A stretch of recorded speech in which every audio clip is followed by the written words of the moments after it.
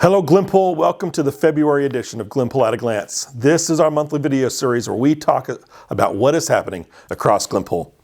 Hey, this is a very exciting month for us because we just had our groundbreaking on our new wastewater treatment facility. Construction is starting this month and is underway now, but it's going to take about 26 months roughly to complete. So we have to build the new plant, we will get it operational, and then we'll be able to clean up and repurpose the current lagoon facility. And so as part of that, that'll take quite a bit of time.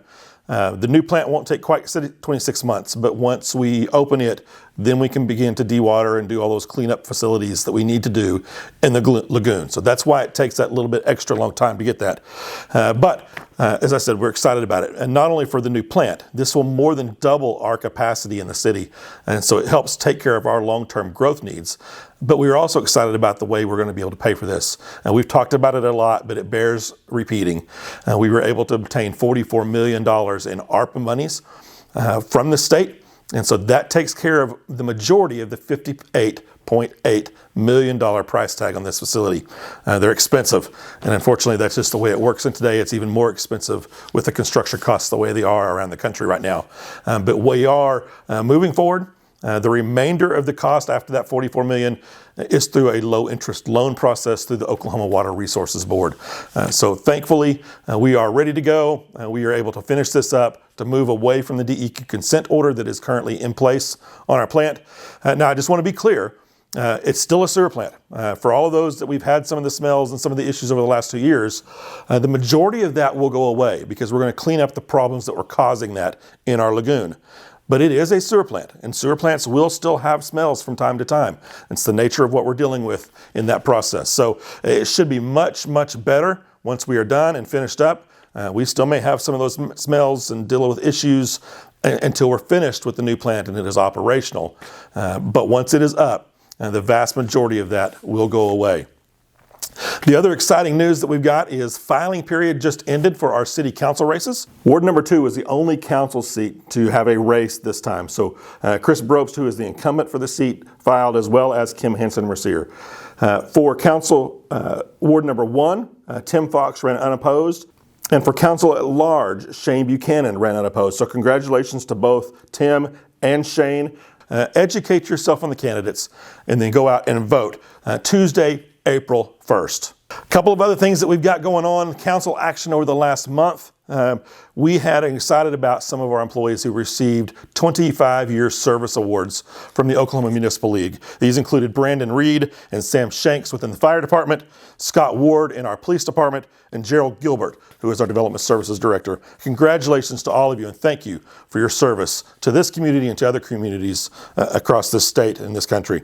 We also want to say congratulations to 3 new sergeants in our police department, Sebastian Duque, Jordan Wygant, and Miles Billy. All 3 were promoted this month to sergeant. So congratulations to all 3 of you. Looking forward to continuing your careers and your stellar performance here at the City of Glenpool. The other piece that happened that we're very excited about is our audit firm completed their audit and presented their findings to the City Council this at the very end of January, at our second meeting in January. And so we are proud to announce that we had a clean audit for the fiscal year ending June 30, 2024. Congratulations to our finance department and all the work that they do, but also congratulations to all of our employees for making sure we're doing the right things the right way in this community.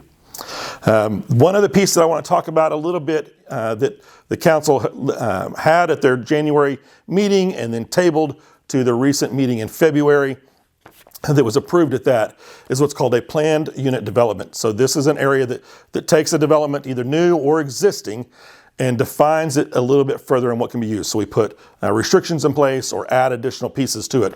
And so this one was done for the Elm Pointe Center, which is located at 141st and Peoria.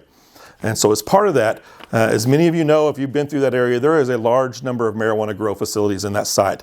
And as part of staff's goal and the council's goal is we've been working with these ownership groups to find ways to reduce those grow facilities within the site.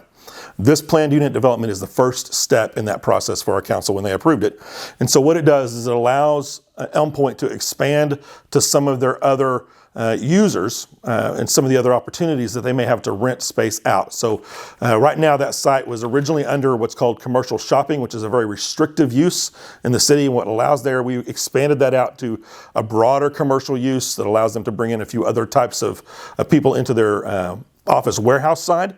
And so the goal is over time to begin to phase out marijuana users in that piece.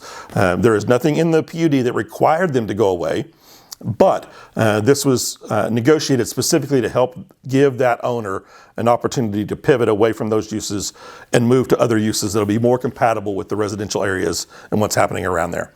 So again, the council and the staff both have a strategic goal of finding ways to remove or maybe better limit where marijuana grow and marijuana laboratory pieces can go. We want to remove those from many of our commercial areas, areas that are near to residential areas, and limit those into more industrial types or agricultural types of spaces.